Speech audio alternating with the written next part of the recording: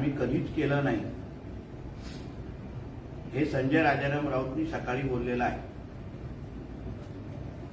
कदाचित गजनी झालेल्या या संजय राजाराम राऊतला मी आठवण करून देईन की त्याचा मालक जेव्हा राज्याचा मुख्यमंत्री होता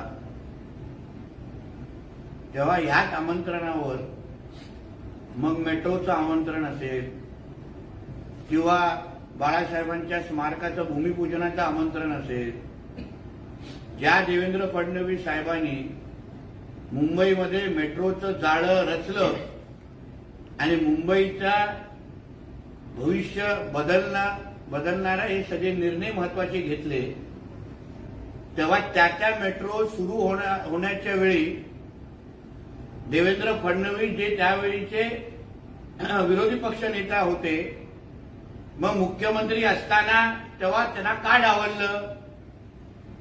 ज्या हिंदू हृदय सम्राट बाळासाहेब ठाकरेंच्या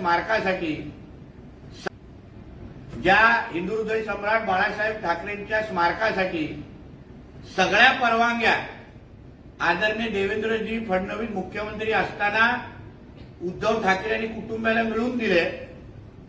मग त्या स्मारकाच्या मुख्य कार्यक्रमासाठी त्याच देवेंद्र फडणवीसजींना का बोलवलं नाही?